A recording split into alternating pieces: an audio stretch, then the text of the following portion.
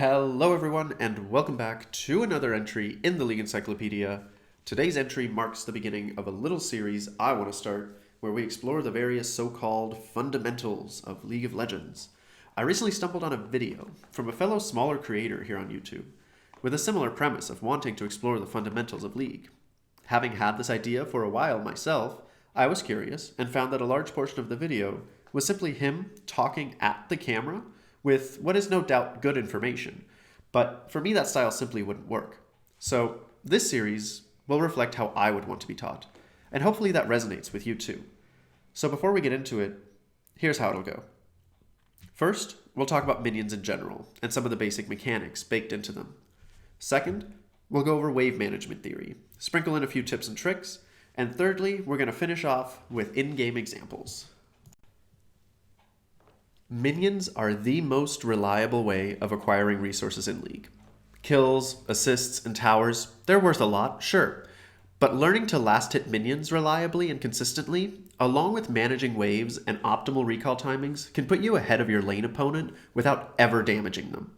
Before 15 minutes, a single wave is worth at least 105 gold, up to 165 gold if it is a cannon wave. From 15 minutes on, minions are worth even more, up until they reach a cap at 25 minutes, when a single wave is worth 195 consistently. What I'm trying to say is that 2 to 3 waves are often just as valuable as a kill and provide even more experience.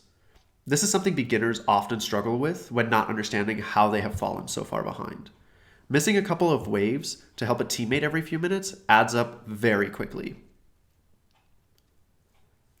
Minions spawn every 30 seconds after the first wave, which spawns in at 105. Every wave has 3 casters, 3 melee minions, and before 15 minutes, every third wave has a cannon minion. Between 15 and 25 minutes, a cannon spawns every other wave, and after that, every wave has a cannon. Their exact stats aren't super relevant, but you should know that casters are the weakest, melees in the middle, and cannons, of course, are the strongest. Do not underestimate minion damage in the early game. A single Gangplank Q might do 100 damage, but it will cause minions to target him, and if the Gangplank player isn't careful, may end up taking more damage than he did just from the minions changing aggro. What is important are their relative stats. So minions level up every 90 seconds, or every third wave, gaining health and damage. They also move faster the longer the game goes on, gaining 25 movement speed every 5 minutes, starting at 10 minutes, again capped at 25 minutes. Up next is the reason why this is the first entry in the series. Most old school content creators learned wave management before this change, and I've seen literally no one update their views on it since, so there's a lingering opinion that 4 minions is always a freeze. If you don't know what I'm talking about, good. You won't have to unlearn that. If you do, I'm sorry to tell you that you've been lied to for quite some time now. The general rule of thumb for how to freeze a lane still applies, but the specifics are much, much harder to pin down, and this is because of what's known as the Minion Pushing Buff. The Minion Pushing Buff, or MPB, is given to the team with the higher average champion level starting at minute 330, and includes already spawned minions. It gives minions percent bonus damage against other minions and percent damage reduction from other minions. Both formulas for calculating the buff are based on 2 things: the turret advantage of the lane and the average level advantage of the team overall. Let's get into the weeds of it.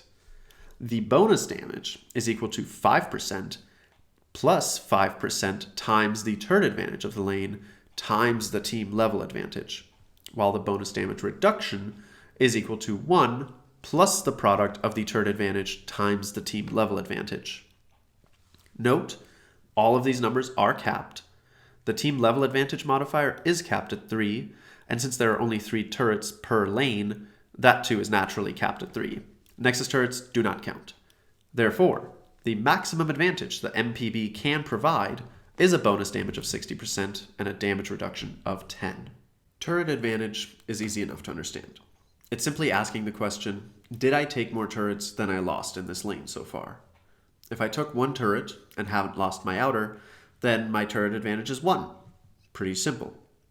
Team level advantage, however, takes the whole team into account, meaning an advantage in one lane can balance out a deficit in another. Realistically, this bonus translates to pretty incremental advantages, especially before a turret is ever taken, but the main thing it does is keep a winning lane pushing, unless champions intervene, of course. I'll show you how to check who has the MPB and its effects in-game later in the video. Okay, that's enough math for now. Let's cover wave management theory next. WMT comes down to 3 core principles: symmetry, pushing and pulling, and freezing. Symmetry is the easiest to grasp. We know a wave spawns every 30 seconds from each nexus. This means that our wave will be running past the second turret at the same time that our enemy's wave is passing their tier 2. So if you're ever unsure of when the next wave will arrive, just look at your own spawning wave. If your wave has a cannon, so does the enemy wave. And that's symmetry.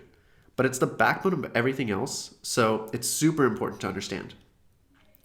It's also the key to understanding why a wave might push or pull. To understand this concept, let's pretend each wave only spawns 1 minion and no champions interfere. They run down the lane and meet in the middle to duke it out gladiator style. Let's say the red one wins this one and advances towards the tower, but before he gets there, the next blue minion meets him from the new wave. He's weak, and reinforcements are on the way, but all he can do is slow down this full health blue minion. By the time reinforcements arrive, he's dead. Now, the 2 minions from wave 2 duke it out, closer to the blue tower than the red one. The battle is close, but before either one can win, the blue reinforcements arrive to save his friend.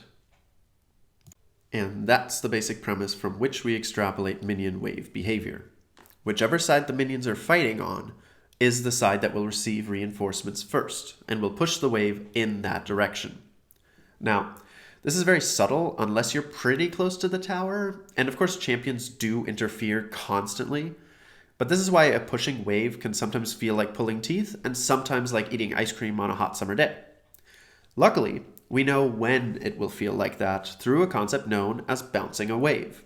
To bounce a wave is to pull the wave back to your side, and this is done by crashing the wave into the enemy tower. If I dump 10 minions into the enemy tower, no matter what my opponent does next, the wave will begin pushing back to me, usually over the course of about 2 waves. While it's doing that, if my opponent only last hits, I have up to a full minute to do whatever I want without losing hardly any gold or experience, because my opponent's minions wave will snowball into a double or triple wave and kill all of my minions before they get a chance to kill more than one of theirs usually. This is why pushing a wave into the tower is the most basic example of a good recall time. Just be aware that a triple stacked wave will hurt you if you try to fight in it, and let's not even begin talking about the body blocking nightmare that can be. The other main advantage to interfering with this ebb and flow is controlling where the wave is located to force your opponents into suboptimal positioning. Often, this takes the form of setting up a freeze just outside of your tower. A freeze, simply put, is a wave state where neither team's minions move from where they are currently fighting and is a direct result of understanding symmetry and pushing or pulling. Conventional wisdom tells us that having 4 enemy ranged minions just outside of tower range will result in a near permanent freeze as long as all you do is last hit. While this is still a good rule of thumb, the Minion Pushing Buff can mess with this quite a lot, and I've seen many freezes thaw out just because players didn't notice that their minions started hitting harder. Now, let's circle back to that suboptimal positioning I just mentioned to further explore when you might want to set up a freeze and when you might want to push the wave. Generally, if you are a champion that's good at brawling, like Darius, a freeze is a great way to force your opponents to be all the way on your side of the lane, where you can look for a fight without them immediately running under their tower for protection. It also opens them up to ganks. Meanwhile, if you are an aggressive tower-taking champion, like Caitlyn, then as long as you're not afraid of a jungler ganking your lane, pushing the wave continuously is likely to net turret plates and even more gold. These wave management principles do apply all throughout the game, but freezing after 20 minutes is usually a pretty bad idea because there are more important places for you to be than huddled around a minion wave. So that was a lot, I know. But I promise it's all a lot easier in practice. So let's take a look at some in-game examples. I'm going to demonstrate a basic freeze, a basic bounce. I'll show you how to locate the minion pushing buff. And then I'll also show you how to last hit minions under a turret based on the mechanics that are part of the minions themselves, regardless of what champion you are. All right, so here we are in-game in the practice tool. And as you can see, I'm just trimming this wave, getting it ready to be a freeze. So what we want is roughly 4 minions, preferably ranged. In this case, we're going to have a cannon minion, which is going to warp it just a little bit, but you'll see it's still a freeze. So I'm done last hitting. We have 4 minions as the wave is crashing. And as you can see, I'm only going to last hit. And as the enemy wave approaches, you'll notice that the wave doesn't move from this spot. It's not pushing, it's not pulling, it's going to stay right here. All I do is last hit. Now, if this is a situation you find yourself in where your opponent is doing this to you, the best recourse is to try and bounce it into their tower, because that'll push it back to you automatically, regardless of what your opponent does. However, in this situation, as the person doing the freezing, it's in my best interest not to break this freeze by only last hitting. Time to demonstrate a bounce. This is the first wave. As you can see, I'm level 1. But that doesn't matter. You can do a bounce at any point in the game technically, as long as you can push the wave fast enough. So what I'm going to do here is I'm going to wait until the 3rd wave and then push it in to demonstrate just how aggressively it'll bounce back to me. So all I'm going to do is last hit for the first 2 waves basically. And then on the 3rd wave, I'm going to hard shove it into the tower. And then we can watch how the minion wave, without interference from me or anyone else, is going to aggressively shove back to me as it piles up on their side of the map, and just steamrolls its way back into my side of the map where I'm safe to farm it without actually losing any of the red minions.